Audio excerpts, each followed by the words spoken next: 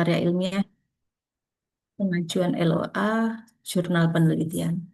Yang terhormat Direktur LPPM Adibuana Surabaya, Ibu Dr. Insinyur Yunia Dwi Nur Cahyani, yang kami hormati em, segenap jajaran LPPM, dan yang berbahagia Bapak Ibu peserta pelatihan penulisan karya ilmiah dan pengajuan LOA. Baik, pada pagi hari ini marilah kita bersama-sama awali aktivitas hari ini dengan berdoa. Berdoa disilahkan.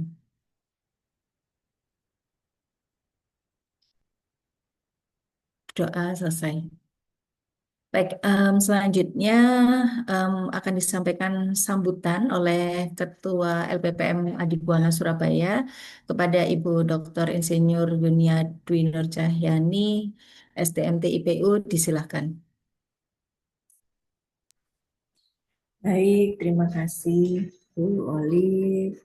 Yang saya hormati dan saya banggakan seluruh peserta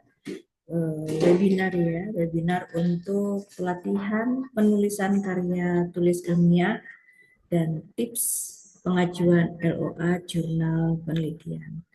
Bapak Ibu, besar harapan kita bahwa kegiatan ini memiliki manfaat yang eh, baik, yang besar, tidak hanya untuk pemenuhan perkuliahan, baik itu di jajaran S1 atau S2, begitu ya. Namun lebih jauh dari itu bahwa ternyata jurnal atau karya tulis ilmiah ini ternyata memang sangat dibutuhkan untuk banyak hal, diantaranya kenaikan pangkat, mungkin remunerasi, mungkin juga sertifikasi guru, mungkin juga sertifikasi dosen, penugasan PPG. Kalau untuk S1 dan S2 mungkin syarat kelulusan. Tetapi Bapak Ibu sebenarnya yang kita butuhkan, yang kita harapkan tidak hanya berhenti di pelatihan hari ini, Bapak Ibu, karena menulis itu butuh proses pembiasaan dan menjadi hobi gitu.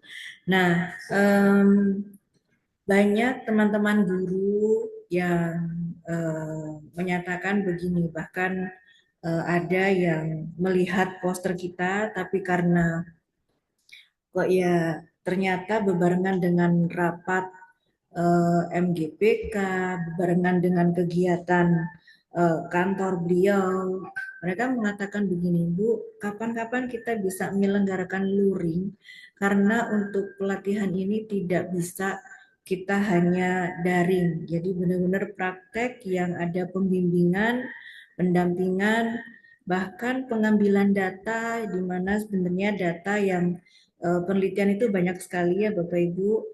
Setiap hari kita bisa mengambil data pada saat kita menghadapi siswa, pada saat kita mengembangkan kurikulum, tantangannya apa saja, kemudian ada kemutakhiran apa saja yang perlu kita gunakan, begitu ya. Nah, itu semua bisa menjadi data yang bisa kita olah menjadi sebuah karya ilmiah.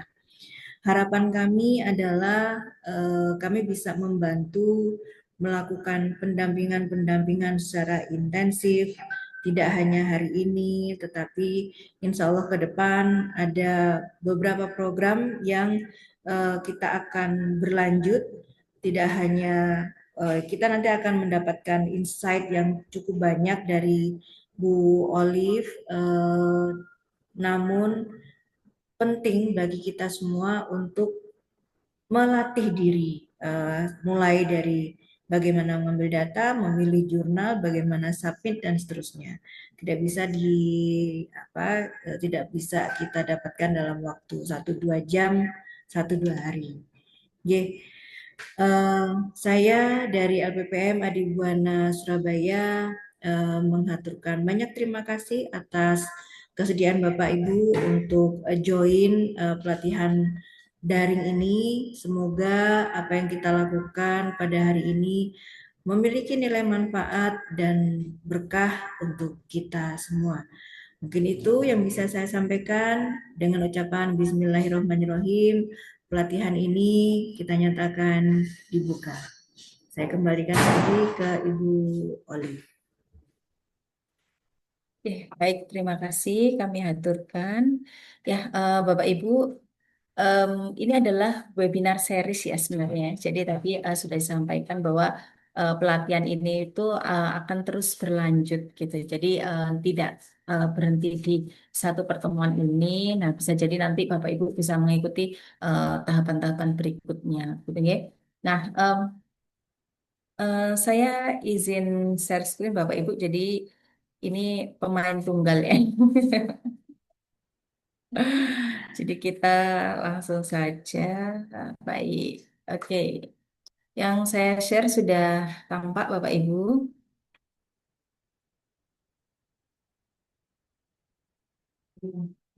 Sudah Ibu, sudah Amin. nampak. Baik, oke.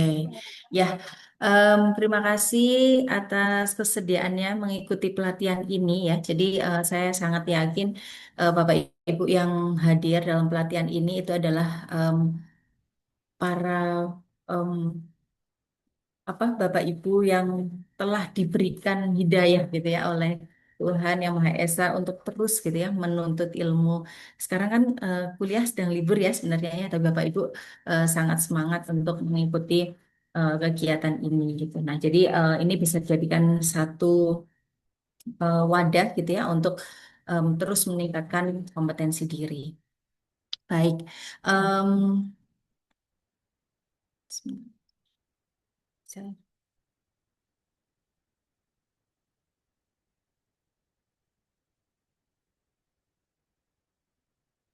Oke, nah Bapak Ibu, seperti yang disampaikan oleh Ketua LPPM tadi ya, Bu Yunia, bahwa menulis itu sebenarnya kita tidak bisa instan gitu. Maka kita perlu, Bapak Ibu, perlu untuk mencari ya ekosistem riset dan publikasi. Jadi kalau kita itu mau em, mempunyai karya ya, mempunyai karya tulis ilmiah gitu ya, maka kita juga harus mencari ekosistem itu gitu. Seperti kalau misalnya penjual online gitu ya. Nah, pasti itu ekosistemnya juga para em, penjual online semua gitu ya, CEO gitu. Nah, jadi saling berkumpul. Nah, sama ketika kita ingin menulis, kita pun juga harus mencari ekosistem itu agar kita itu bisa sharing Bapak Ibu, sharing tentang em, apa apa keilmuan yang sedang berkembang ataupun cara publikasi yang em, bisa dilakukan gitu ya. Kemudian cara memilih jurnal yang baik gitu ya, cara memilih jurnal yang bukan jurnal predator gitu. Nah, kita butuh ekosistem itu agar kita bisa saling bertukar ya, bertukar pikiran, sharing, diskusi gitu ya, saling berbagi pengetahuan untuk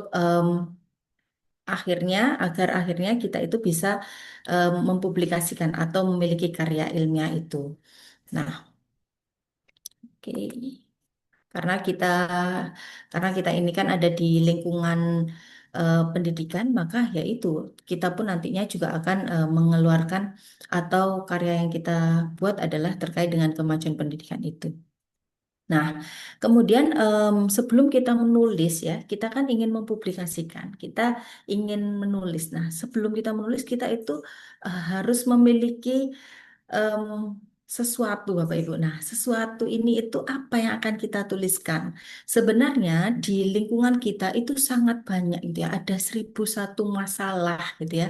Nah, jadi sangat banyak permasalahan-permasalahan terkait pendidikan ataupun keilmuan yang sedang Bapak Ibu kaji gitu ya. Nah, itu sangat banyak. Nah, tapi ya namanya melakukan penelitian itu prosesnya pasti melelahkan Bapak Ibu, daunting gitu ya. Kita pasti selalu terpikir gitu ya, kepikiran bangun tidur kepikiran wah saya harus menulis gitu ya. Mau makan gitu juga kepikiran tulisan saya belum selesai gitu ya. Nah, itu sangat melelahkan. Nah, tapi inilah em, letak gitu ya, letak em, kita gitu.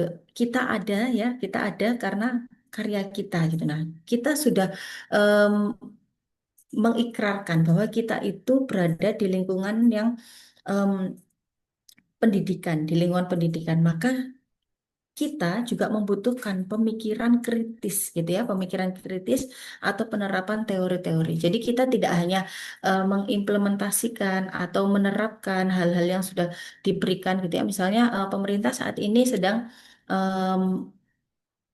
menerapkan tentang pendekatan pembelajaran deep learning. Nah, Bapak Ibu tidak hanya mengimplementasikan, tapi seharusnya Bapak Ibu pun melakukan pemikiran kritis gitu ya. Nah, setelah implementasi ini apa yang terjadi?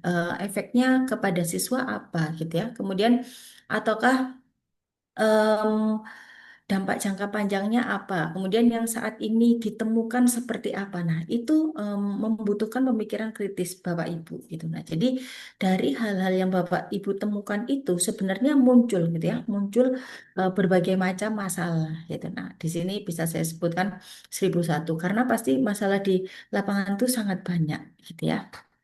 Nah, kemudian menulis ya, melakukan penelitian ya, itu memang pasti membutuhkan waktu, gitu ya, membutuhkan waktu. Nah, jadi waktu yang cukup panjang untuk Bapak Ibu belajar, kemudian mengkaji, gitu ya, mengkaji teori, kemudian menganalisis sampai akhirnya Bapak Ibu melakukan proses penulisan. Nah, hal itu juga akan mempengaruhi emosional kita, gitu ya, emosional kita ketika em, nantinya ketika menulis itu menghadapi masalah gitu ya bahkan masalah kecil terkait dengan em, reference manager aja kadang itu bisa menjadi sebuah hambatan juga gitu ya kadang device saya tidak compatible atau seperti apa nah itu bisa menjadi hambatan untuk menulis yang mempengaruhi emosi kita gitu ya. Maka dalam proses menulis itu Bapak Ibu juga perlu gitu ya menjaga motivasi. Jadi yang penting konsisten gitu Bapak Ibu. Kalau mau jadi penulis memiliki banyak karya gitu ya, termasuk karya tulis ilmiah, Bapak Ibu perlu konsisten ya. Jangan menunggu waktu luang untuk menulis, tapi luangkan waktu untuk menulis. Entah itu em, setengah jam yang Bapak Ibu miliki gitu ya, luangkan gitu. Nah, itu sehingga karya tulis Bapak Ibu itu ada progresnya setiap harinya. Nah, kemudian terkait menulis ya, menulis karya tulis ilmiah ini juga memang membutuhkan keterampilan gitu ya, keterampilan analitis, kemudian penulisan tingkat lanjut gitu ya. Kita tidak hanya em, apa namanya mengcopy gitu ya, mengcopy kemudian em, paste milik pemikiran orang lain, tapi membutuhkan em, teknik untuk paraphrase juga gitu ya. Nah, jadi hal itu perlu kita lakukan. Kemudian nah, dari 1001 masalah yang Bapak Ibu temukan tadi di lapangan ya, apalagi Bapak Ibu guru ya, Bapak Ibu guru, nah itu kan di lapangan pasti menghadapi em, real life gitu ya. Nah, jadi secara teori seperti apa, kemudian realnya seperti ini yang terjadi. Nah, kemudian itu masalah-masalah itu, nah itu bisa Bapak Ibu carikan solusinya gitu ya, satu solusi, yaitu dengan cara melakukan proses penelitian. Jadi serangkaian tindakan atau langkah yang perlu Bapak Ibu lakukan untuk menyelesaikan permasalahan yang Bapak Ibu temukan tadi gitu ya. Nah, jadi Bapak Ibu bisa mulai dengan define research problem. Jadi oh saya sudah menemukan gitu ya karena tadi proses define itu. Lalu Bapak Ibu mencoba mengkaji gitu ya, perlu melakukan pengkajian terkait beberapa literatur yang sesuai gitu ya dengan masalah yang ditemukan tadi gitu ya. Kemudian Bapak Ibu mencoba untuk memformulasikan hipotesis gitu ya. Kemudian merancang desainnya.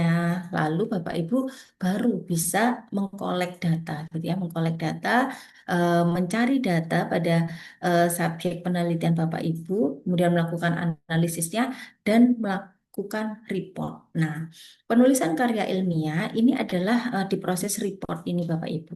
Jadi kalau Bapak Ibu tidak akan bisa melakukan proses publikasi atau report sebelum Bapak Ibu melakukan beberapa tahapan ini. Define research problem, review literatur, formulate hipotesis, design research, kemudian collecting data gitu ya, dan analyze data. Nah, Bapak Ibu tidak akan bisa melakukan report sebelum melakukan semua ini. Maka Bapak Ibu harus lakukan semua ini dulu sehingga Bapak Ibu bisa melakukan report dengan cara menuliskan karya tulis ilmiah dan melakukan publikasi.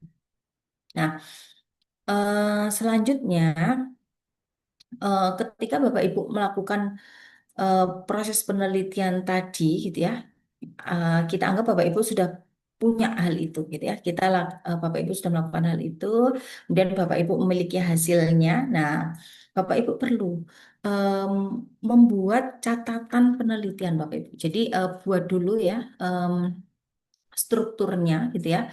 Kemudian tulis secara lengkap keterangan terkait dengan data yang Bapak Ibu miliki.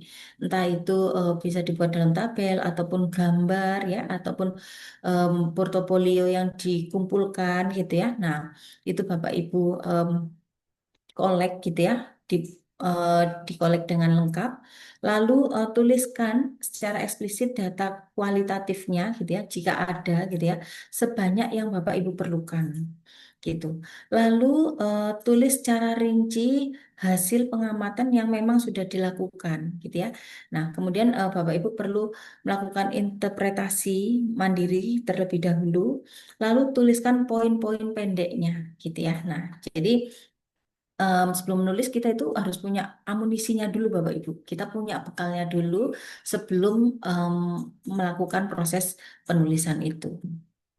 Kalau Bapak Ibu belum punya bekalnya, nah bekalnya belum cukup lengkap gitu, maka ya Bapak Ibu nanti akan mengalami kesulitan dalam proses menulis gitu. Jadi seharusnya sudah dilengkapi, baru kita akan melakukan proses menulis itu. Nah, ini jadi proses pre-writing ya, itu Bapak Ibu harus mengumpulkan bekalnya dulu, semuanya harus punya gitu ya. Tadi proses penelitian sudah dilakukan, kemudian collecting data sudah, nah itu berarti em, Bapak Ibu sudah bekalnya cukup gitu ya. Baru kita akan menuliskan atau membuat reportnya. Nah, em, membuat report atau membuat karya tulis ilmiah ya. Nah, itu merupakan hasil ya, hasil gitu, hasil penelitian. Jadi, setelah melakukan hal itu, maka kita sudah punya hasil penelitian itu. Nah, kita sudah siap di sini. Kita sudah siap di tahap publikasi gitu ya. Nah, tujuannya apa? Publikasi itu adalah sebagai proses diseminasi em, dari penelitian atau pengkajian yang sudah kita lakukan. Nah, agar apa pengetahuan yang kita miliki atau hasil riset yang sudah kita dapatkan itu bisa diakses dan dimanfaatkan oleh halayak gitu ya. Karena saat ini kan sangat banyak gitu ya jurnal-jurnal yang sudah open access gitu ya. Nah, harapannya temuan-temuan kita itu juga bisa dimanfaatkan oleh em, banyak pihak gitu ya, entah itu em, siswa, guru, ataupun pemangku kebijakan mungkin yang membutuhkan hasil atau report dari em, subjek yang kita teliti gitu ya. Nah, jadi itu adalah proses publikasi itu sebenarnya adalah proses diseminasi gitu ya, di luar dari kewajiban misalnya. Jadi memang kadang kita melakukan publikasi itu merupakan sebuah kewajiban gitu ya atau prosedur. Misal Bapak Ibu sebagai mahasiswa itu kan punya kewajiban untuk melakukan publikasi sebagai luaran mata kuliah misalnya atau bahkan sebagai syarat kelulusan gitu ya. Nah, tapi lebih luas dari tujuan itu sebenarnya kita sedang mendiseminasikan temuan yang kita dapatkan Bapak Ibu dan itu harapannya manfaatnya akan lebih luas gitu ya, lebih luas. Karena kalau itu sebagai prosedur dan kewajiban itu kan manfaatnya hanya untuk diri kita sendiri gitu ya. Nah, lalu kita baru membuat karya tulis tersebut. Nah, selanjutnya ketika kita sudah punya bekal untuk menulis itu, yang perlu kita pahami adalah bahwa setiap publikasi ya, publikasi di setiap jurnal itu pasti memiliki format gitu ya. Nah, maka kita perlu memahami dulu terkait dengan author guidelines-nya gitu. Jadi kalau Bapak Ibu nanti kita coba search gitu ya, search salah satu jurnal gitu ya, maka di situ pasti ada author guidelines. Nah, itu harus kita baca terlebih dahulu, kita pahami apa yang diinginkan oleh jurnal gitu ya, em, terkait dengan aturan-aturan yang sesuai dengan jurnalnya. Nah, em, langkah pertama ya, yang perlu kita pahami memang format gitu ya, karena setiap jurnal itu pasti memiliki gaya selingkung gitu ya, memiliki em, format penulisan tersendiri gitu. Maka kita harus memahami dulu terkait dengan format penulisan karya ilmiah ini gitu. Nah, format yang pertama itu ada yang biasanya memang disingkat IMRAT gitu ya Bapak Ibu ya. Nah, jadi yang pertama itu adalah introduction-nya gitu. Nah, kita harus em, di beberapa jurnal itu introduction terlebih dahulu ya. Nah, jadi em, sebenarnya gambar ini sudah sangat mewakili ya Bapak Ibu ya. Nah, introduction itu seperti piramida yang terbalik gitu. Nah, jadi di introduction itu kita perlu menuliskan hal-hal yang melatar belakangi gitu ya, yang melatar belakangi dari em, penelitian kita itu, urgensi dari penelitian itu. Nah, itu biasa ditulis memang seperti piramida terbalik. Jadi mengerucut ya, mengerucut dari hal umum terlebih dahulu sampai pada hal khusus yang akan kita bahas dalam karya tulis ilmiah yang kita buat itu. Lalu setelah itu akan kita tuliskan terkait dengan metodenya, Bapak Ibu. Jadi metodenya, metode yang kita tulis di situ ya. Nah, itu adalah em, terkait dengan hal-hal yang langkah ya, langkah yang kita lakukan dalam proses penelitian itu. Nah, ini nanti akan kita bahas lebih lanjut ya, di khusus metode. Saat ini kita masih memahami beberapa format saja ya Bapak Ibu ya. Nah, lalu ada yang setelah introduction, method, kemudian result. Nah, jadi di beberapa jurnal ya, setelah method langsung result. Nah, setelah itu baru discussion. Nah, ini biasanya yang format ini ya, introduction, method, result, discussion ini biasa disingkat dengan IMRAT gitu ya. Nah, jadi ini introduction, method, result, and discussion. Lalu ada bentuk format lain biasanya Bapak Ibu ya.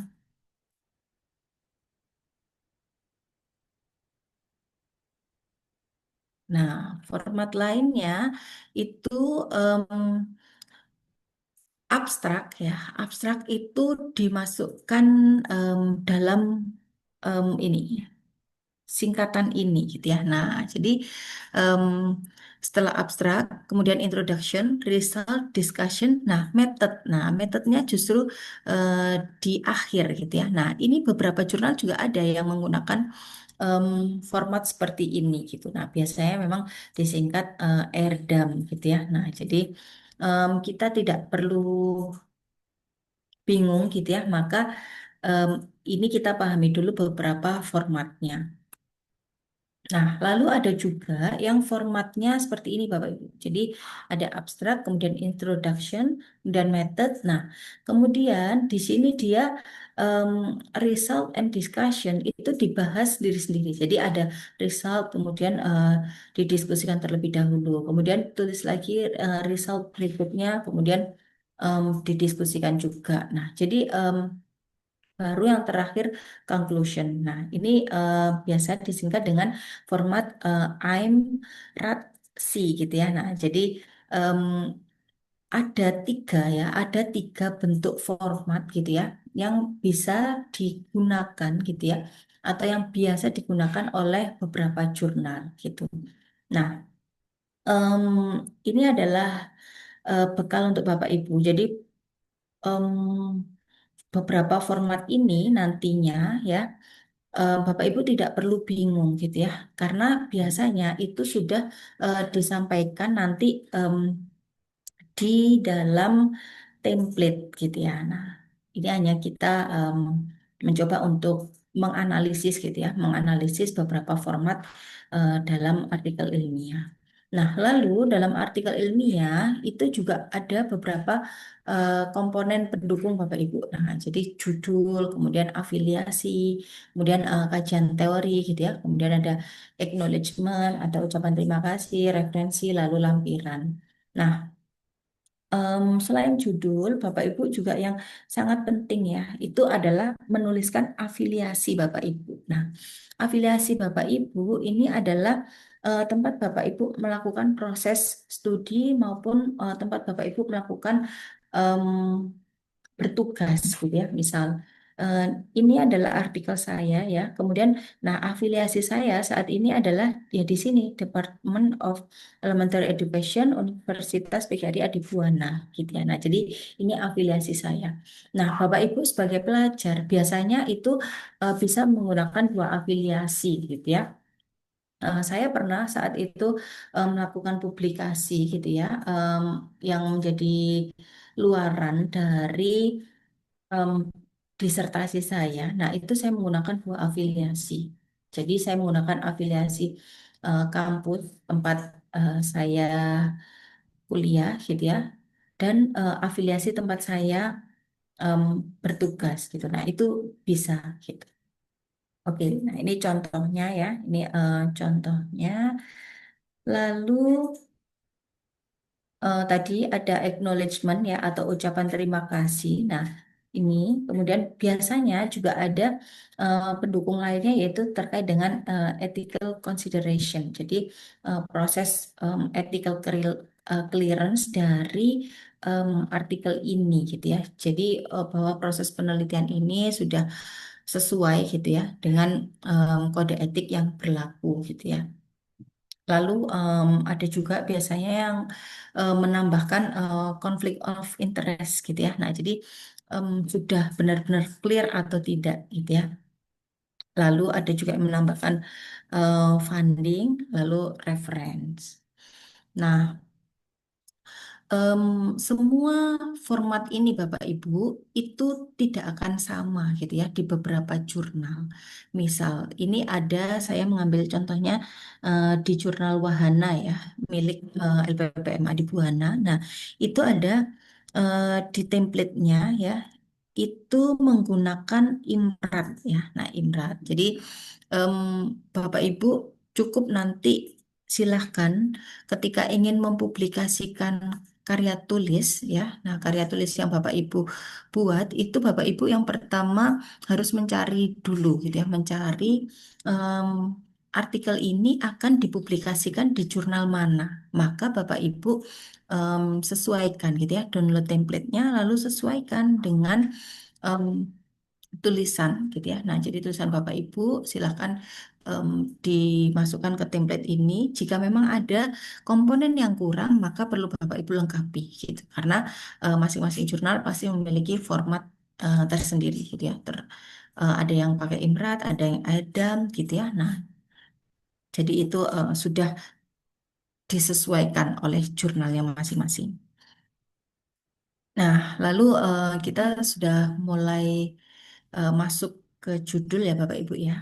Nah, merumuskan judul naskah artikel jurnal ya, itu kita perlu mencermati beberapa hal. Jadi umumnya ya, pada umumnya em, judul itu biasanya terdiri dari subjek penelitian, permasalahan, dan solusinya, gitu ya.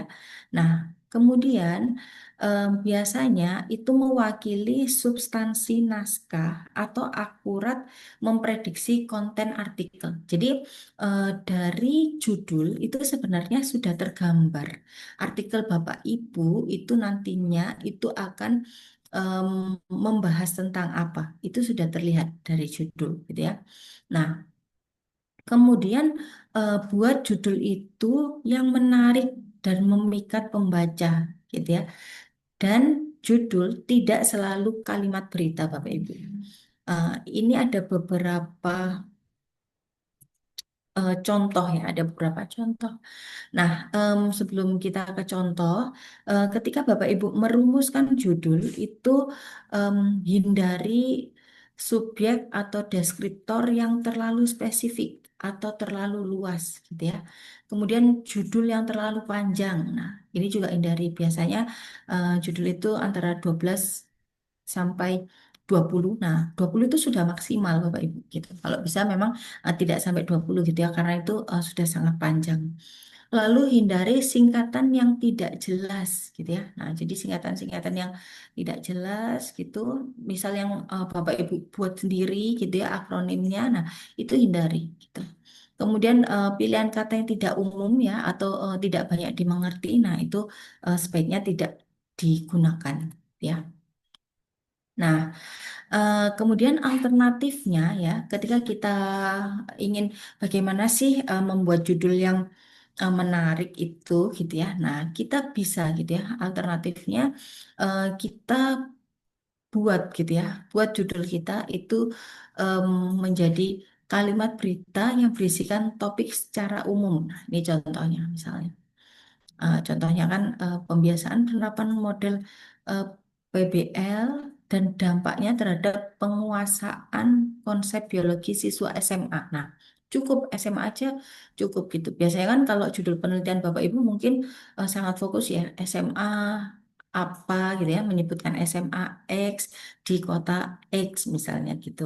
Nah, jadi untuk artikel hasil penelitiannya itu tidak perlu gitu ya, tidak perlu sespesifik itu gitu. Lalu bisa juga menggunakan topik umum yang diikuti oleh subtopik spesifik. Nah, topiknya memang umum gitu ya, misalnya ini eh, kualitas organ setelah paparan COVID-19. Nah, itu kan topiknya sebenarnya umum. Tapi subtopik yang Bapak Ibu em, ambil ya, nah ini langsung fokus kondisi paru-paru gitu ya. Nah, jadi ternyata hasil penelitiannya terkait paru-paru gitu ya. Maka karena kan bisa jadi tidak hanya satu organ ini Bapak Ibu ya yang terpengaruh atau terkena paparan gitu ya. Tapi di sini sudah difokuskan yang diambil ya atau yang kita teliti itu adalah kondisi paru-paru. Maka cara menulis judulnya bisa seperti ini. Kualitas organ setelah paparan COVID-19 titik dua kondisi paru-paru gitu. Lalu bisa juga alternatifnya itu Bapak Ibu menyampaikan temuan penelitian. Jadi kita kan sudah punya hasil penelitian, nah itu kita sudah fokus gitu ya. Temuan penelitiannya apa? Misalnya, nanopartikel perak mampu meningkatkan. Nah, karena hasil penelitian kita ternyata benar gitu ya. Nanopartikel perak ini bisa meningkatkan efikasi obat gitu ya. Nah, maka ini langsung kita tuliskan gitu ya. Dia mampu meningkatkan gitu ya efikasi obat penekan kerusakan otak gitu. Nah, jadi sudah fokus pada temuan penelitian kita. Lalu bisa juga alternatifnya yaitu dengan menginformasikan metode yang digunakan. Jadi metode yang digunakan dalam contoh ini itu adalah studi cross-seksional gitu ya. Nah, jadi ini metodenya gitu. Jadi judulnya pun bisa gitu ya dibuat seperti ini. Profil pengetahuan, sikap, dan kebiasaan mahasiswa terkait COVID-19. Nah, studi cross-seksional. Nah, ini adalah metodenya. Nah, bisa juga alternatifnya yaitu menggunakan permainan kata gitu. Jadi em, Bapak Ibu bisa dibuat seperti ini. Nah, jadi karena tadi kan judul itu tidak selalu berupa kalimat berita gitu ya. Nah, bisa juga kita mainkan di sini. I believe I can fly gitu ya. Nah, itu adalah em, sebenarnya permain katanya di sini. I believe I can fly. Nah, itu adalah penggunaan Drosophila sebagai model organisme dalam penelitian neuropsikofarmakologi. Nah, jadi kita bermain katanya di sini. Nah, ini boleh. Misal Bapak Ibu dalam proses atau temuan pembelajaran juga bisa gitu ya, memanfaatkan dengan em, formulasi judulnya itu pakai permainan kata. Nah, lalu menggunakan kalimat tanya, nah itu juga bisa digunakan ya, dan ini sangat banyak gitu ya. contohnya seperti ini. Keterampilan metakognitif siswa dilihat dari cara menjawab soal-soal biologi. Apakah sudah bagus gitu ya. Nah, jadi di sini ada sebuah tanya gitu ya. Nah, jelas nanti artikelnya akan membahas terkait dengan keterampilan metakognitif ini gitu ya. Nah, oke, lalu alternatif berikutnya yaitu bisa menggunakan kalimat seru gitu ya. Nah, jadi ini contohnya. Jumlah bakteri di berbagai jenis lalat gitu ya. Ternyata temuannya itu adalah Drosophila paling sedikit gitu ya. Nah, jadi sudah langsung ditekankan gitu ya. Sudah langsung ditekankan. Oke. Nah, kemudian ketika Bapak Ibu membuat judul, kadang kan kita kesulitan ya merekonstruksi judul itu gitu. Nah, itu Bapak Ibu bisa memberikan eh, pertanyaan-pertanyaan pendorong dulu gitu kepada Bapak Ibu sendiri gitu. Ajukan aja pertanyaan ini gitu ya. Misalnya, apa tujuan naskah yang kita tulis ini gitu ya. Kita em, tujuannya apa? Em, untuk menonjolkan apa? Nah, kita yang tahu sebagai peneliti dan temuan gitu ya berdasarkan temuan itu. Lalu tuliskan draft atau topik umumnya terlebih dahulu gitu ya. Nah, jadi dari em, yang pertama gitu ya, kita bisa menggunakan pertanyaan pembantu itu. Nah, kita bisa menanyakan beberapa hal ini Bapak Ibu. Misalnya em, apa atau siapa yang kita teliti gitu ya, metode apa yang kita gunakan dalam penelitian, lalu apa temuan yang kita peroleh gitu ya. Nah, dengan menjawab pertanyaan-pertanyaan ini, kita nanti akan terbantu gitu ya dalam memformulasikan penelitian atau judul gitu ya, judul artikel yang kita buat gitu. Lalu proses berikutnya yaitu Bapak Ibu tulis draft topik atau topik umumnya terlebih dahulu, baru kita akan menyusun naskahnya gitu ya. Tentukan kata kuncinya gitu ya. Kemudian baca ulang gitu ya. Kita bisa lakukan self editing gitu ya. Evaluasi dulu judulnya gitu ya. Apakah sudah sesuai gitu ya. Kita lihat dari beberapa ini tadi. Nah, apakah sudah sesuai seperti ini gitu ya. Kita boleh cross check kita mau pakai yang mana gitu ya. Pakai alternatif yang mana gitu. Sudah sesuai atau belum. Maka itu kita perlu mengevaluasi lagi. Oke, lalu berikutnya, nah kita sudah em, ini masuk ke judul ya. Nah ini beberapa contoh Bapak Ibu. Contoh merekonstruksi judul penelitian menjadi judul paper gitu. Jadi Bapak Ibu bisa kalau penelitian mahasiswa kan entah itu tesis ya, kemudian skripsi itu kan masih sangat spesifik gitu ya. Misalnya ini, efektivitas penggunaan multimedia interaktif berbasis komputer pada pembelajaran tematik integratif siswa kelas 5 di sekolah dasar. Nah, nanti di judul penelitian kita sudah bisa kita rekonstruksi gitu ya. Maaf, di judul artikel kita bisa kita rekonstruksi agar terlihat lebih menarik gitu. Nah, kita kan sudah dapat hasilnya gitu ya, hasilnya. Maka di sini misalnya hasilnya adalah subjek penelitiannya ya ini terkait dengan komputer based interaktif multimedia. Nah, ini adalah sebuah studi efektivitas gitu ya. Nah, jadi kita sudah tahu hasilnya karena itu nanti efektif. Maka kita rekonstruksi judulnya seperti ini. Komputer based interaktif multimedia, a study on the effectiveness of integrative thematic learning in elementary school. Nah, jadi ini salah satu contoh rekonstruksinya.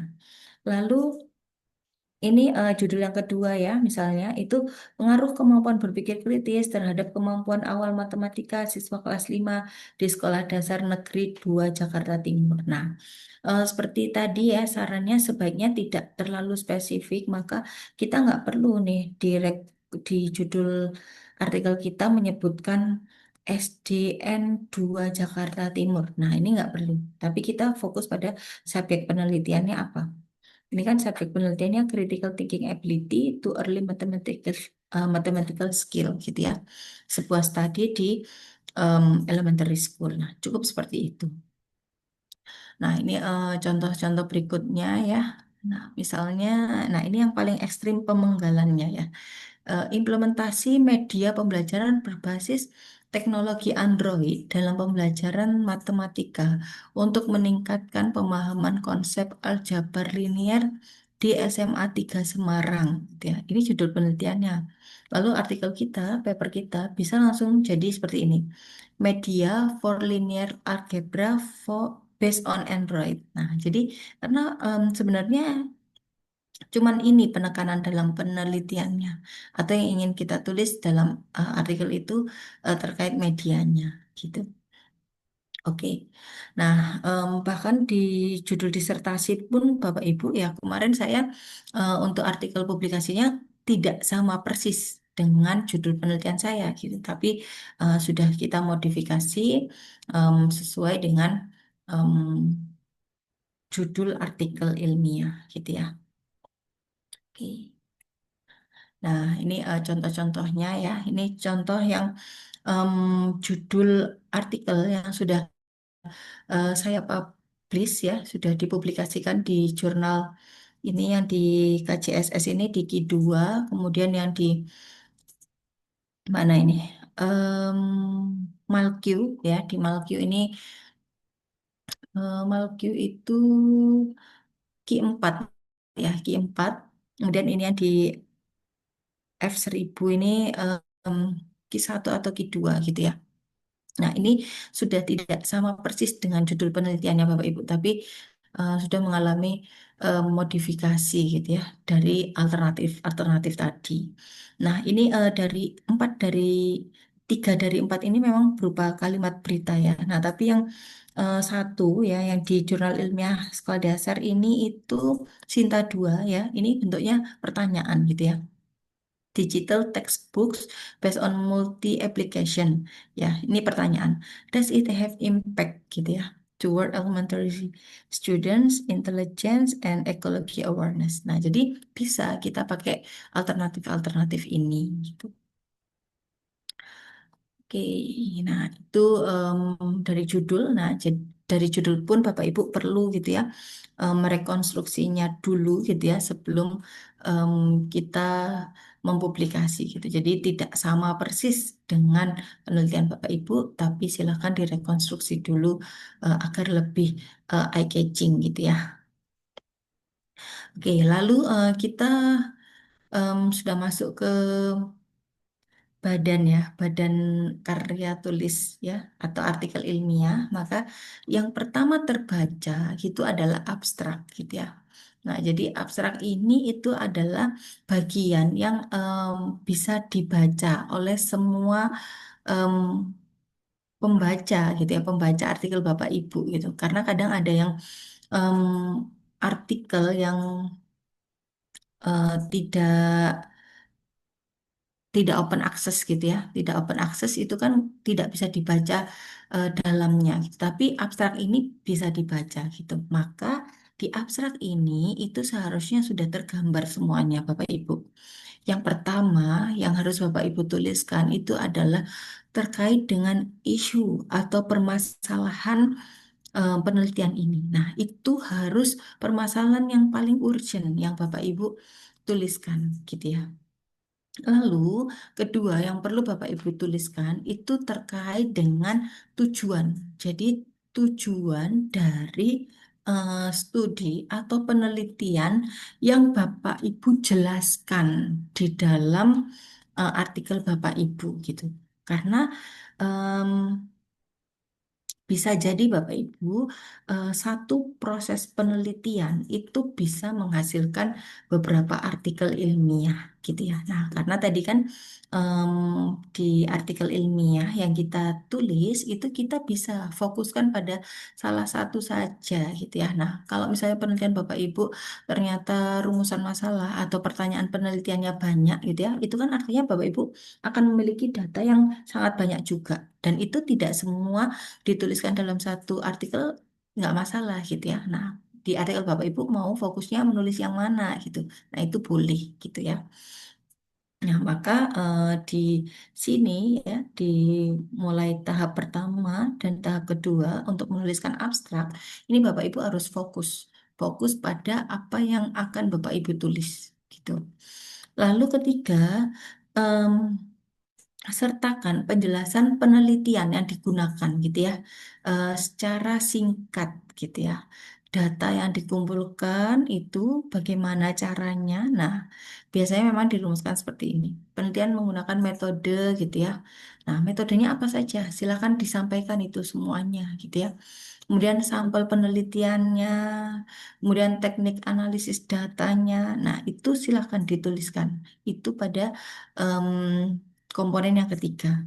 Lalu komponen yang keempat itu menjelaskan proses em, pengumpulannya ya, hasilnya gitu, temuannya, temuan dari penelitian tersebut gitu. Nah, bisa jadi ya di sini kita kan menuliskan hasilnya dulu Bapak Ibu. Nah, kita harus menuliskan hasilnya dulu, baru setelah itu kita juga bisa tuliskan conclusionnya gitu ya, atau em, apa namanya kesimpulan, simpulan yang em, sudah kita lakukan dari proses penelitian ini. Nah, kemudian di sini pun gitu ya.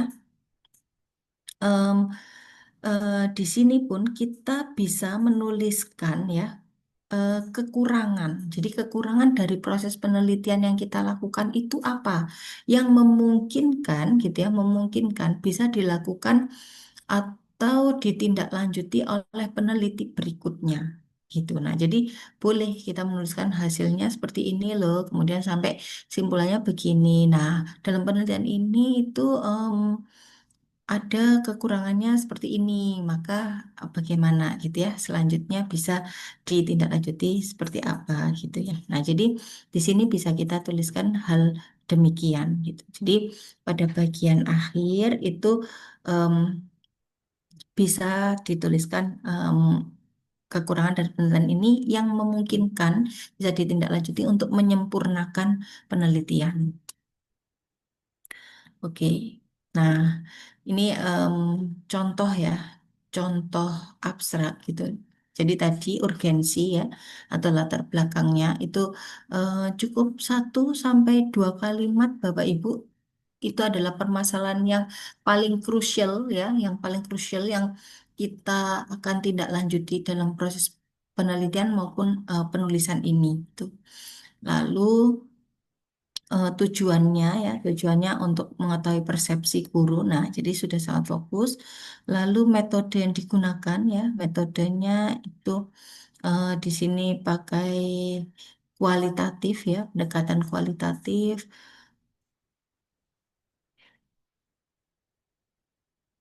Nah, ini contohnya bisa dilengkapi Bapak Ibu ya, karena di sini cuman bilang bahwa metode yang digunakan itu kualitatif, tapi nanti bisa dilengkapi dengan teknik pengumpulan datanya seperti apa, kemudian em, kemudian teknik analisis datanya bagaimana. Nah, itu perlu kita tindak lanjuti juga.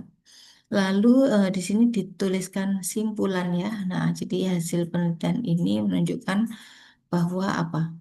Guru sekolah dasar tertarik gitu ya, tertarik. Nah, kemudian em, simpulannya ya.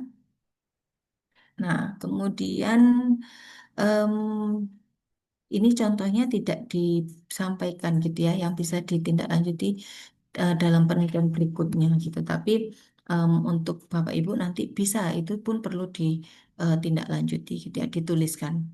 Nah, kemudian keyword ya atau kata kunci itu em, kata yang paling sering ya, paling sering muncul dalam penelitian Bapak Ibu atau yang menjadi kunci dalam tulisan ini gitu ya.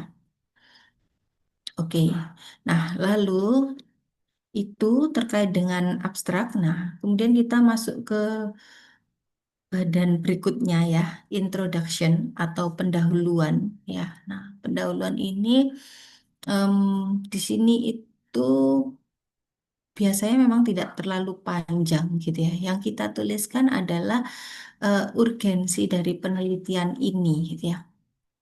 Nah, jadi em, karena artikel ilmiah itu berbeda dengan em, laporan penelitian Bapak Ibu. Kalau laporan penelitian kan masih ada kajian teori tersendiri ya. Nah, tapi kalau artikel ilmiah itu biasanya tidak ada kajian teori, tapi eh, di pendahuluan itu juga sudah masuk gitu ya, masuk kajian teorinya gitu. Maka yang perlu Bapak Ibu tulis di pendahuluan ini yaitu yang pertama terkait dengan permasalahan penelitiannya, itu permasalahan penelitiannya. Jadi yang paling urgent apa di situ dijelaskan. Lalu ada em, tambahkan juga diskusi ya, diskusi terkait dengan penelitian terdahulu atau previous studies. Kalau di laporan penelitian Bapak Ibu memang ada sendiri gitu ya, di bab 2 itu kan ada bagiannya sendiri untuk menuliskan hasil penelitian terdahulu, lalu Bapak Ibu analisis gitu ya, disintesiskan gitu. Nah, tapi kalau di artikel ilmiah ya disinilah di bagian pendahuluan ini kita itu mengkaji dan mensintesiskan gitu ya. Jadi kita sampaikan di situ terkait temuan-temuan terdahulu gitu ya. Nah, kemudian kita sintesiskan. Lalu di bagian pendahuluan ini juga perlu Bapak Ibu berikan gapnya gitu ya. Nah, gap yang ada gitu ya, gap yang ada. Nah, gap ini adalah kesenjangan gitu ya, kesenjangan antara teori ya dengan em, kenyataan yang ada di lapangan gitu. Jadi kondisi yang saat ini terjadi dan kondisi seharusnya gitu ya, kondisi seharusnya. Nah, maka kalau memang ada perbedaan antara kondisi saat ini dan kondisi yang seharusnya terjadi, maka itu bisa kita jadikan atau kita tuliskan sebagai gapnya. Nah, lalu di pendahuluan ini juga Bapak Ibu harus menuliskan state of the art gitu ya. Nah, jadi telah pustaka gitu ya, kemudian em, khususnya terkait dengan informasi mutakhir. Jadi referensi yang kita gunakan Bapak Ibu itu harus mutakhir supaya informasi-informasi yang em, diberikan pun atau yang kita dapatkan pun itu informasi-informasi yang sifatnya mutakhir gitu ya. Bisa 5 sampai 10 tahun em, dari tahun kita menulis karya ini gitu ya. Kemudian dalam satu paragraf ya sebaiknya itu ada Bapak Ibu tuliskan em, 2 sampai 3 argumen gitu ya hasil penelitian dari jurnal-jurnal yang berbeda gitu. Jadi inilah cara kita mensintesis gitu ya. Jadi kita tulis dulu beberapa penelitian, kemudian kita sintesiskan gitu ya, kita sintesiskan. Nah, kemudian untuk introduction ini, Bapak Ibu, tolong dicermati itu harus benar-benar menunjukkan urgensi atau pentingnya penelitian ini, gitu ya, untuk dilakukan. Dan penelitian ini memang benar memiliki kebaruan dibandingkan penelitian sebelumnya. Jadi karena pasti Bapak Ibu ketika mencari referensi itu akan sangat banyak menemukan em, referensi terkait atau yang membahas variabel yang akan Bapak Ibu tulis gitu. Nah, maka untuk menunjukkan bahwa penelitian Bapak Ibu ini memang penting kok untuk dilakukan gitu ya dan memiliki perbedaan atau kebaruan. Nah, itu perlu Bapak Ibu tuliskan. Itu biasanya disebut novelty gitu ya. Oke.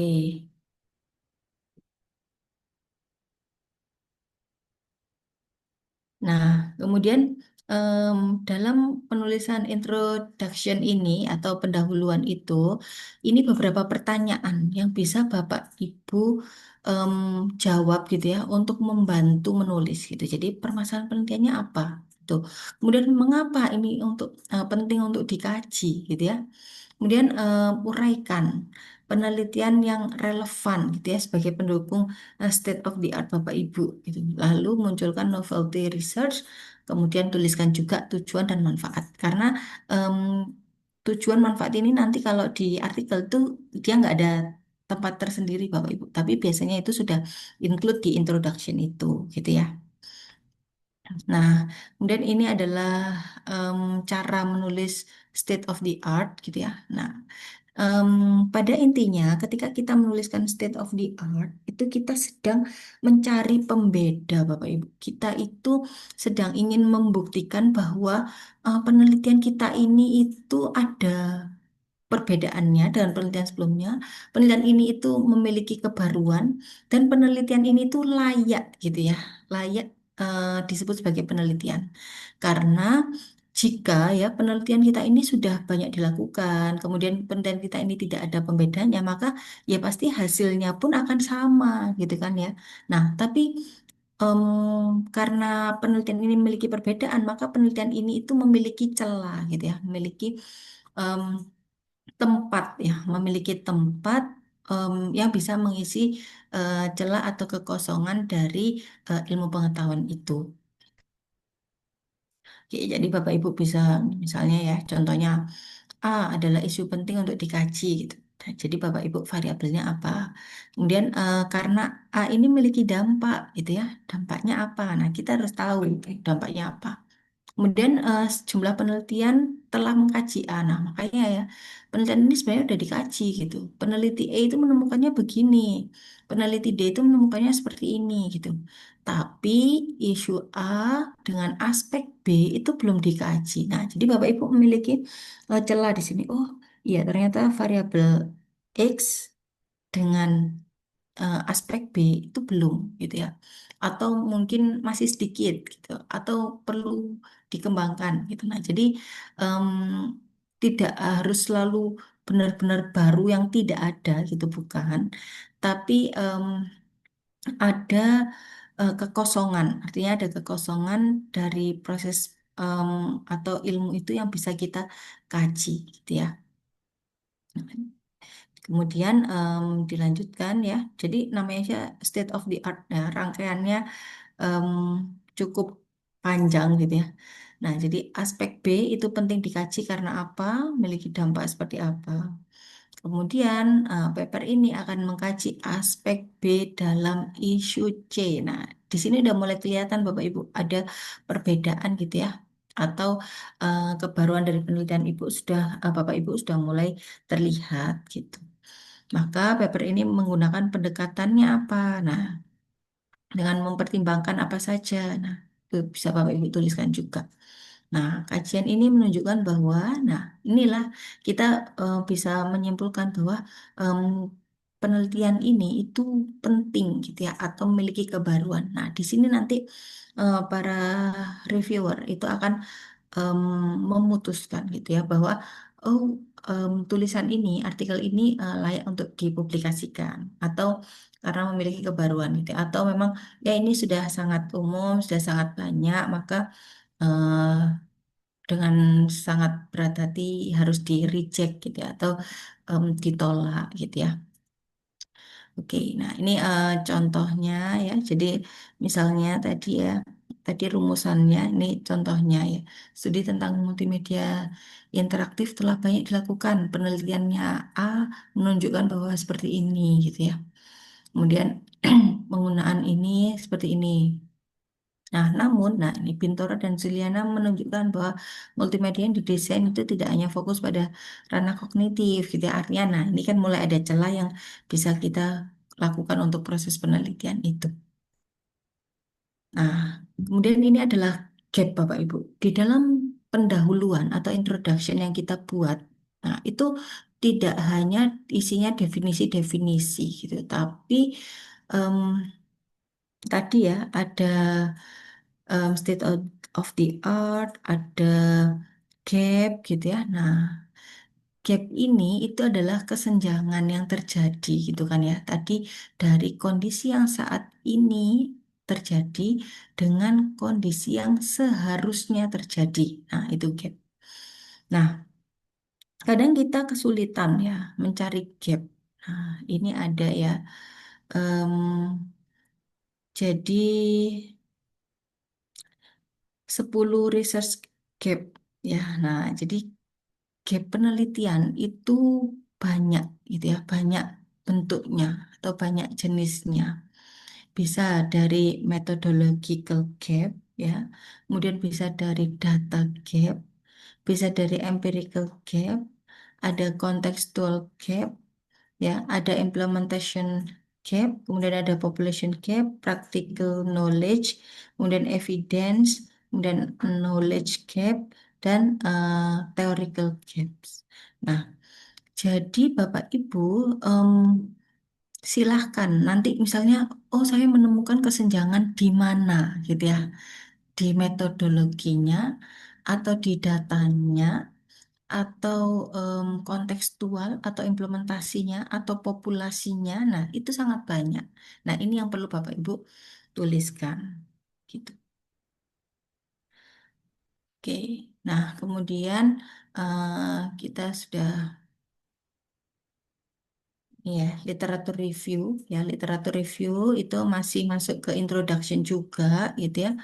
Nah, literatur review kita seharusnya kalau sudah di artikel ilmiah itu tidak copy paste ya, tapi kita sudah mensintesis ya, kita memparaphrase gitu. Jadi kita membaca sebuah artikel, oke kita tangkap pemikiran dia, nah kita tuliskan intinya gitu ya. Nah, tapi menggunakan bahasa kita sendiri gitu, menggunakan bahasa kita sendiri, tapi intinya kan tetap milik dia, maka tetap kita cantumkan referensinya gitu ya, supaya kita tidak plagiasi gitu.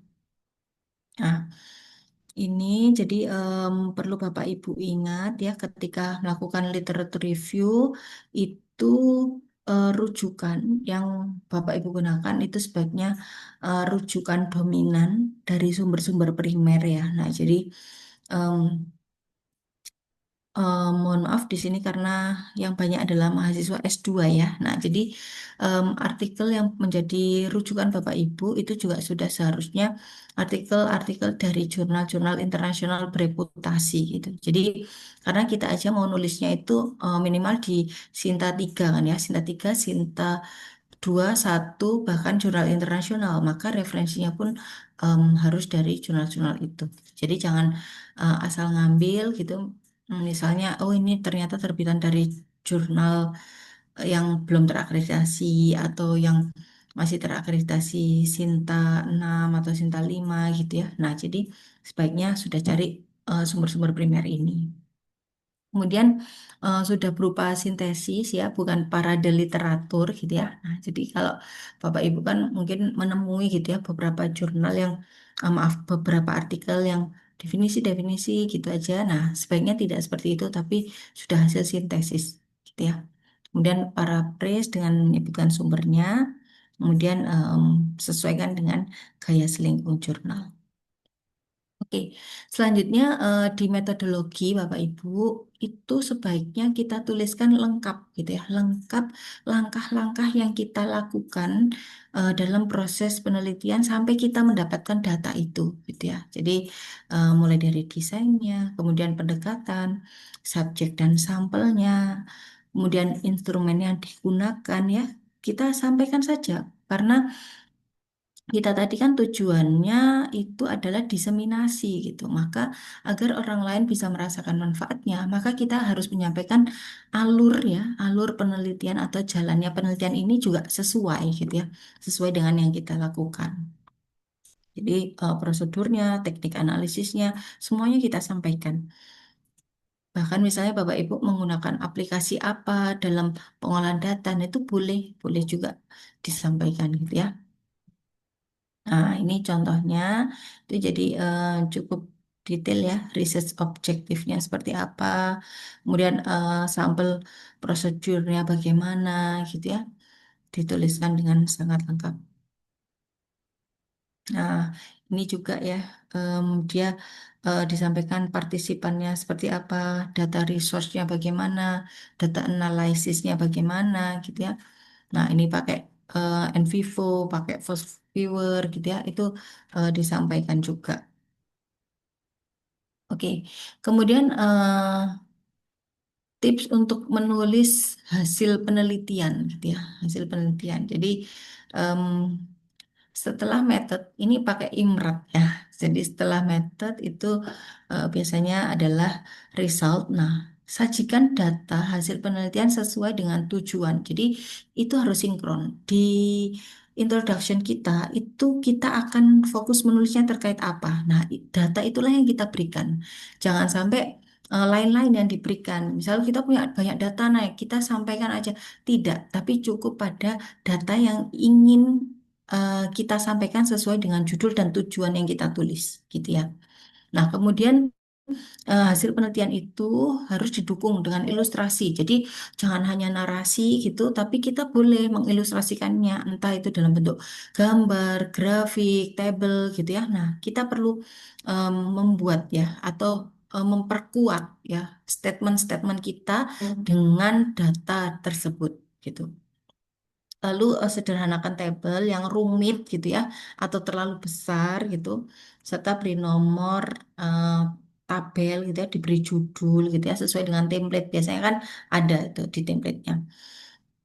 Lalu narasikan dan paraphrase hasil penelitian menggunakan bahasa yang mudah dimengerti. Jadi em, memang saat ini kita itu punya asisten ya Bapak Ibu ya, yang mungkin memudahkan kita gitu ya. Nah, jadi kadang kita itu kan punya data, kita sampaikan gitu ya di asisten kita gitu ya.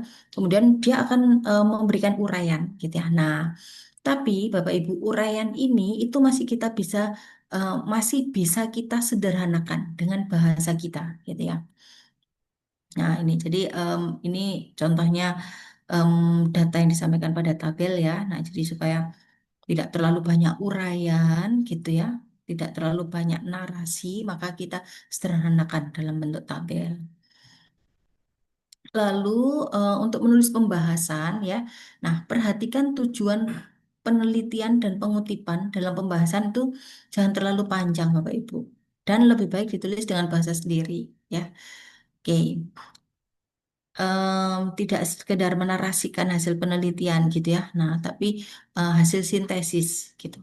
Kemudian hindari paragraf atau kalimat yang tidak ada kaitannya dengan hasil penelitian. Jadi kadang kita pemborosan kata gitu ya. Nah, karena ketika kita menulis, kadang kita itu menggunakan bahasa lisan. Padahal seharusnya kalau bahasa tulis itu bisa kita gunakan bahasa yang lebih efektif gitu ya. Kemudian pembahasan harus ditampilkan dengan menarik dan dapat dikomparasi dengan hasil penelitian sebelumnya, sehingga pembaca itu bisa mengetahui posisi penelitian ini pada bidangnya. Jadi untuk pembahasan kita itu nggak hanya menceritakan ulang terkait hasil penelitian itu, tapi kita komparasikan Bapak Ibu, dikomparasikan, kita compare gitu ya. Penelitian terdahulu seperti ini, penelitian X seperti ini, oh ternyata penelitian ini itu begini gitu ya. Nah, sejalan dengan ini, nah jadi seperti itu. Gitu. Jadi agar posisi penelitian kita ini di mana ya, itu di kelompok yang sesuai dengan teori atau tidak, nah itu jelas posisinya. Nah, ini contoh pembahasan ya. Nah, jadi hasil penelitian itu menunjukkan nilai seperti ini. Nah, kemudian hal ini sejalan dengan beberapa hasil penelitian gitu ya, yang mengemukakan begini. Nah, ternyata beberapa penelitian yang menemukan hal serupa itu penelitian ini ya. Ada Alsadan, kemudian Ayres, kemudian Hamidi, Mayer. Nah, seperti itu. Jadi ini namanya sintesis Bapak Ibu. Tidak menguraikan ulang hasil penelitian, tapi membahas gitu ya, membahas bahwa penelitian ini itu oh sesuai gitu ya, sesuai dengan teori. Karena penelitian terdahulu pun yang sudah terbukti secara empirik juga ada dan menemukan hal ini gitu. Nah, lalu kita pada simpulan ya. Nah, simpulan itu adalah jawaban atas persoalan yang Bapak Ibu kemukakan di introduction. Jadi masih em, ada benang merahnya. Lalu implikasi penelitian itu perlu dikemukakan untuk memperjelas manfaat yang bisa yang dihasilkan oleh penelitian ini. Nah, kemudian di bagian ini ya, di bagian apa? Simpulan ya itu memang sebaiknya tidak menggunakan penomoran. Kalau memang ada beberapa tujuan yang Bapak Ibu tuliskan sebelumnya di introduction, maka boleh gitu ya, boleh em, menggunakan paragraf lain saja gitu.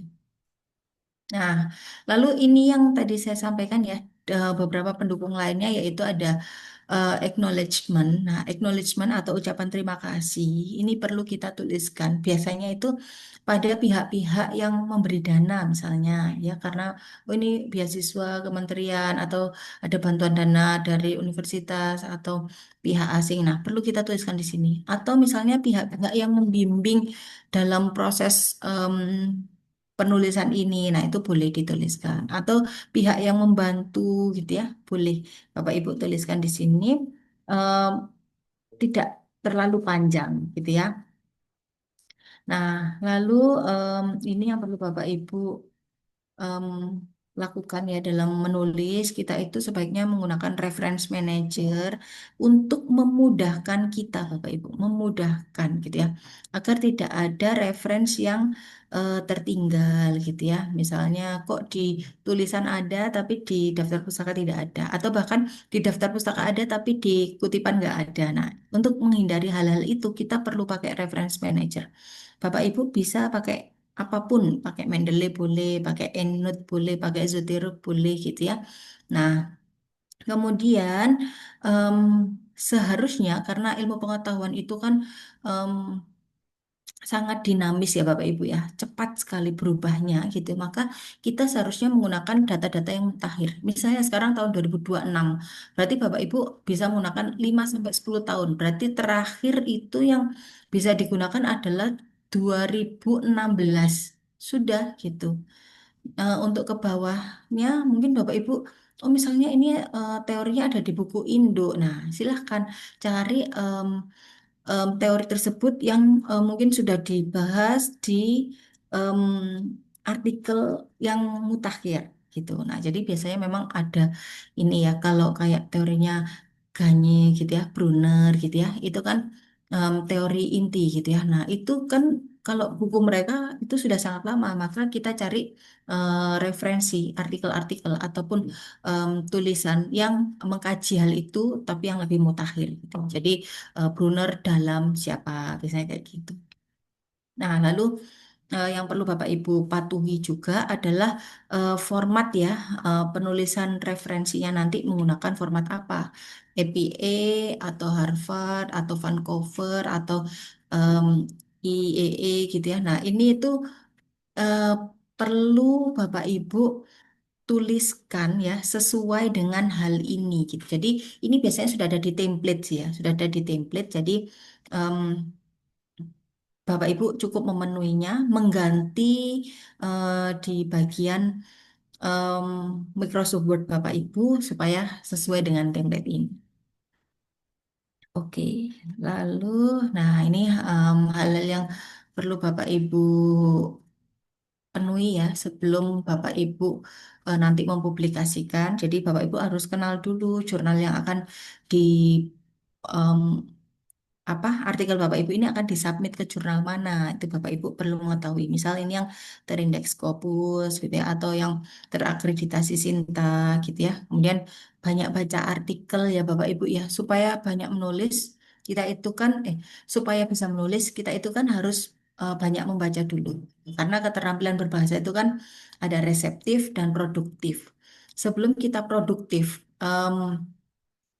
memproduksinya dalam em, tulisan gitu, maka kita harus menerima dulu. Kita harus resep dulu. Nah, kita menerima bisa dari menyimak, bisa dari membaca gitu ya. Nah, jadi kita harus banyak baca dulu sebelum akhirnya kita baru akan bisa menulis. Nah, jika nantinya Bapak Ibu ingin setelah menulis itu, oh saya ingin publikasinya di jurnal terindeks. Nah, terindeks Scopus. Maka kita cari di sini ya. Kita cari jurnalnya. Bapak Ibu silakan kunjungi ya webnya ya scopus.com gitu. Nah, nanti Bapak Ibu di bagian ini search silahkan diklik ya. Nah, diklik. Nah, di situ kita nanti akan mencari gitu ya, mencari jurnal yang kita tuju apa gitu ya. Jurnal yang kita tuju, misal kita udah tahu, nah jurnalnya ini ya, Review of Educational Research. Nah, kita juga di situ bisa cari infonya gitu ya. Jurnal ini terindeks sampai tahun berapa gitu ya. Oh, ini ternyata terindeks sampai tahun 2017 aja. Oh, berarti sudah discontinue dong setelah itu. Nah, berarti jangan gitu ya, jangan disubmit ke sini gitu. Nah, kalau memang masih lanjut sampai tahun berapa, nah itu bisa Bapak Ibu submit di situ. Untuk lebih memastikan lagi ya, jurnal itu masih terindeks Scopus atau tidak, Bapak Ibu bisa cek di ini SJR ya, Simago Journal and Country Rank gitu. Nah, silakan dicek, dimasukkan nama jurnalnya. Nah, Bapak Ibu cek di sini. Itu biasanya akan muncul. Nah, ini ya, muncul dia misalnya tadi em, Bapak Ibu cari dulu ya, bisa di em, all subject kategori ini. Nanti Bapak Ibu akan mengetahui info-info terkait dengan dia itu kuartil berapa gitu ya, dia publishernya dari negara mana gitu ya. Bapak Ibu akan bisa mengetahui infonya di situ. Nah, kemudian eh, yang penting juga biasanya Bapak Ibu itu em, nih ya mengetahui eh, kuartil berapa atau peringkatnya, kemudian SJR-nya berapa. Nah, itu bisa Bapak Ibu tracking dulu sebelum nantinya Bapak Ibu akan submit ke jurnal itu. Nah, ini ternyata jurnal tadi ya, Review of Education itu ada di Q1, SCR-nya 5,51. Nah, ini sudah cukup aman gitu ya. Tapi ternyata dia cuma sampai 2017, berarti ya sudah kita em, tidak bisa submit di situ gitu ya, karena sekarang posisinya sudah dis gitu ya. Oke. Nah, kemudian misalnya Bapak Ibu ingin submitnya ke jurnal yang terindeks WOS gitu ya.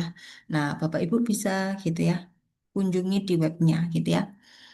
Webnya ini ya, Thomson Reuters gitu ya. Nah, ini. Nah, begitu juga dengan Bapak Ibu yang akan mempublikasikan di jurnal terakreditasi Sinta gitu ya. Nah, kalau gitu Bapak Ibu perlu gitu mencari tahu dulu terkait dengan jurnal yang akan Bapak Ibu em, submit ya. Nah, submit artikelnya di jurnal mana gitu. Bapak Ibu perlu cari tahu dulu. Silahkan kunjungi ke Sinta Kemdikti ya. Nah, nanti Bapak Ibu bisa mencari di sini ya. Di pilihan source ini silahkan pilih jurnal. Nah, Bapak Ibu kalau mau em, kalau sudah tahu misalnya sudah tahu nama jurnalnya dan ingin memastikan saja bisa langsung dimasukkan nama jurnalnya. Tapi kalau misalnya Bapak Ibu belum tahu mau mempublikasikan di jurnal mana dan masih akan mencari, nah mencari, maka Bapak Ibu bisa gitu ya. Nah di sini nanti ini kan karena all itu sangat banyak ya. Nah nanti bisa Bapak Ibu filter ya. Itu filter by itu nanti bisa Bapak Ibu klik, kemudian Bapak Ibu pilih, misal oh saya mau fokusnya ke Sinta 2, maka cari Sinta 2, terus cari terkait dengan scoop artikel Bapak Ibu. Misalnya education ya, cari education. Misalnya em, teknologi ya, cari yang teknologi gitu. Jadi supaya nanti bisa lebih fokus langsung masuknya ke jurnal-jurnal yang mempublik scoop publikasi artikelnya terkait hal itu. Nah, kemudian ini Bapak Ibu agar menulis itu lebih mudah ya, kita tidak harus melakukannya sendiri, tapi kita bisa kolaborasi gitu ya. Nah, jadi Bapak Ibu kan punya tim ya. Nah, jadi em, menulis itu sebaiknya memang berkolaborasi agar lebih mudah gitu ya. Misal nanti ada yang membantu untuk em, apa mentranslate atau ada yang membantu untuk menganalisis data gitu ya, ada yang membantu untuk em, proofreading gitu ya. Nah, jadi sebaiknya memang dilakukan em, secara tim gitu ya. Nah, tapi bagaimana Bu kalau misalnya ini luaran dari tesis gitu ya, itu kan harus diri kita sendiri dan dosen gitu ya. Nah, dan dosen pembimbingnya sudah, Bapak Ibu jadikan dosen itu ya sebagai tim Bapak Ibu gitu, minta bantuan apa gitu. Misalnya diskusi. Nah, itu kan juga sudah merupakan kolaborasi gitu ya, diskusi atau misalnya untuk memvalidasi terkait temuan Bapak Ibu. Nah, itu kan bisa gitu ya. Jadi kita butuh support supaya kita bisa menulis dengan mudah. Nah, ini contoh contoh publikasi ya. Nah, jadi em, kolaborasi. Nah, ini sangat banyak ya yang dilakukan oleh tim gitu ya. Nah, kemudian ini adalah beberapa em, hal ya yang bisa membantu Bapak Ibu dalam menulis. Nah, Bapak Ibu, ketika saat ini kita menulis ya, kalau dulu memang plagiasi itu cuma bisa dicek dengan Turnitin gitu ya. Nah, kalau kita meminta bantuan em, AI gitu ya, memang itu sudah lolos plagiasi Bapak Ibu. Biasanya kalau dicek Turnitin memang lolos gitu ya. Tapi kalau dicek dengan AI detektor gitu ya. Nah, itu biasanya yang nggak lolos gitu. Nah, jadi ketika Bapak Ibu menulis, meskipun kita itu em, menggunakan bantuan asisten gitu ya. Nah, tetapi sudah seharusnya kita itu em, memparafrases ulang gitu ya, supaya kajiannya, nah atau bahasanya itu tetap humanis gitu. Memang sih ada lagi nanti gitu ya, ada lagi AI terkait humanize gitu ya, humanizer gitu. Nah, yang bisa Bapak Ibu gunakan. Tetapi em, pemikiran kita ya, karena semua AI ini, semua perangkat ini sebenarnya itu kan hanya alat yang bisa memudahkan kita, membantu kita ya, untuk memudahkan kita menulis. Tapi jangan sampai AI ini menggantikan gitu ya, menggantikan pemikiran kita gitu. Jadi seharusnya tetap Bapak Ibu baca ulang, kemudian misal ada yang perlu sentuhan bahasa Bapak Ibu secara langsung, nah bisa ditambahkan gitu ya. Oke, nah ini beberapa hal yang bisa Bapak Ibu gunakan gitu ya. Nah, kemudian Bapak Ibu itu adalah terkait dengan em, penulisannya ya. Nah, lalu kita kan akan mengajukan em, apa ketika kita submit supaya kita itu em, bisa cepat ya, cepat diterima. Biasanya kita itu menuliskan ini Bapak Ibu, cover letter. Nah, jadi kita submit artikel. Nah, kita tidak begitu saja, tapi kita perlu menuliskan cover letter untuk editor gitu. Nah, jadi di sini ya, ini contohnya cover letter yang saat itu saya tulis untuk artikel saya di Q2 ya. Nah, jadi di sini saya menuliskan untuk meyakinkan editor gitu ya bahwa manuskrip ini gitu ya, manuskrip ini itu em, sudah memang benar gitu ya, benar terkait dengan em, hasil penelitian gitu ya. Kemudian bidangnya terkait dengan hal apa. Kemudian ini ya, yang saya pastikan adalah em, sudah sesuai dengan formatnya. Kemudian ini adalah original ya, tidak plagiasi gitu ya. Kemudian juga sudah melalui proses proofreading ya. Jadi English edited itu juga sudah gitu ya.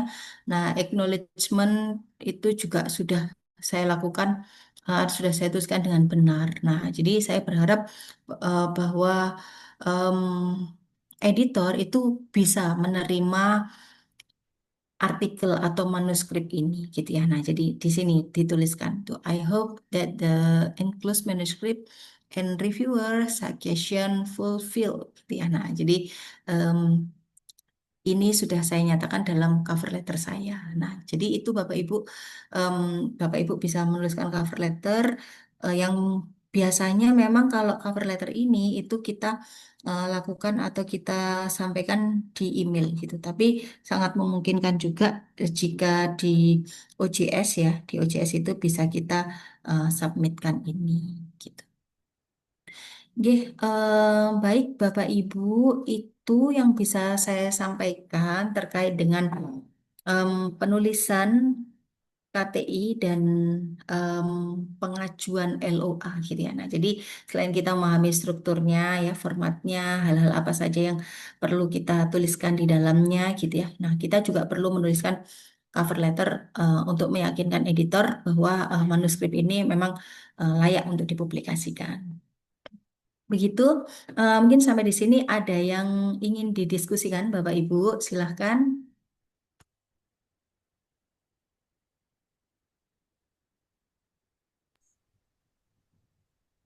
Di sini mayoritas apakah Bapak Ibu guru nggih yang join? Ya, Bu, ini ya mayoritas Bapak Ibu guru ya. Bu Aisyah itu sebenarnya di sekolah ya. Bu Yuniwati juga di sekolah ya, Bu ya. Nggih. Kalau untuk Bapak Ibu guru itu biasanya menulis artikel ilmiah itu em, hasil PTK ya Bapak Ibu ya. Mungkin hasil PTK yang dilakukan di kelas gitu ya. Nah, itu bisa dituliskan dalam bentuk karya tulis ilmiah. Oke, ada yang mau didiskusikan, Bapak Ibu? Monggo Bapak Ibu, mumpung ketemu ini, jadi kita bisa discuss langsung. Mungkin ada materi dari ini apa apa guru-guru yang mentah gitu mungkin bukan mentah ya, apa ya, data-data yang mungkin masih belum belum tahu ini dibikin apa begitu gitu Bapak Ibu. Jadi karena ini saya juga ada di WA salah satu pengurus ya apa untuk meminta mereka mendampingi di guru PKBM sekabupaten Sidoarjo gitu. Jadi sepertinya penulisan artikel ilmiah ini juga sangat diperlukan oleh para guru, gitu, Bu Olive. Iya, Oke. Bu.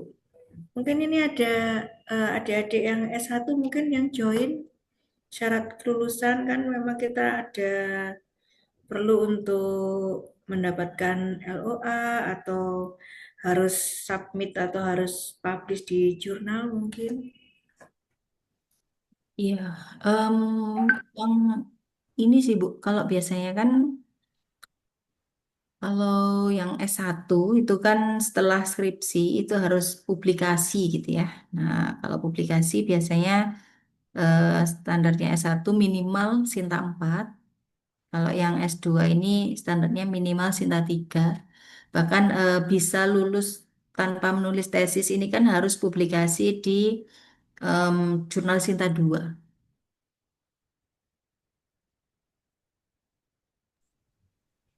Nah, itu. Mungkin ada yang ditanyakan Bapak Ibu. Nanti kalau ini nggak nanya, saya yang nanya. Ampun, Saya. udah. Ini saya langsung saja. Jadi Bapak Ibu, em, kami dari LPPM itu juga ada layanan pendampingan ya Bapak Ibu ya. Nah, jadi misal Bapak Ibu punya hasil penelitian ini, tapi masih kebingungan untuk em, proses menulis gitu ya. Kadang kan ya itu tadi kita butuh ekosistem Bapak Ibu. Jadi Bapak Ibu bisa menghubungi kami gitu ya untuk mendapatkan layanan itu gitu, layanan pendampingan penulisan artikel ilmiah gitu. Ya, itu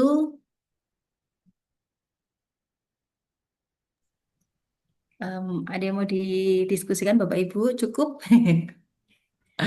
Mungkin bisa grupnya mungkin tetap terus aja Bu Olive. Mungkin nanti ada informasi yang kaitannya dengan program-program pendampingan dan seterusnya. Mungkin bisa dilanjut sharing-sharing di grup atau mungkin japri gitu ya, dengan Bu Olive atau dengan seluruh tim di LPPM. Dipersilahkan gitu. Oke, siap. Ya, Nanti Bapak kita Ibu. akan reguler nih, Ya. menyelenggarakan. Oke, Bu Suparti. Jadi untuk yang sas nanti. Oke, cuman unmute. Oke, Bapak Ibu, itu yang bisa kami sampaikan. Terima kasih untuk kehadirannya dan partisipasinya di webinar series ya yang yang dilaksanakan oleh LPPM. Nah, nanti akan ada em, topik-topik selanjutnya gitu ya, mungkin bisa Bapak Ibu ikuti yang em, untuk memudahkan Bapak Ibu menulis. Bahkan nanti jika Bapak Ibu memang butuh layanan pendampingan kami, nah silahkan bisa hubungi kami di LPPM Adibuana. Bapak Ibu yang mungkin di Surabaya dan sekitarnya juga bisa langsung berkunjung ya. Kalau di kampus itu letak LPPM di depan kampus ya, di gedung perpustakaan itu lantai 3 dan lantai 4. Silahkan berkunjung di situ. Kita bisa ciptakan ekosistem riset gitu ya. Nah, kita bisa diskusi ataupun banyak hal yang bisa kita lakukan. Welcome ya Bu ya, anytime gitu. Anytime. Oke. Em, itu yang bisa saya sampaikan. Kurang lebihnya kami mohon maaf. Kami tutup kegiatan ini. Kurang lebihnya saya mohon maaf. Saya akhiri. Wassalamualaikum warahmatullahi wabarakatuh.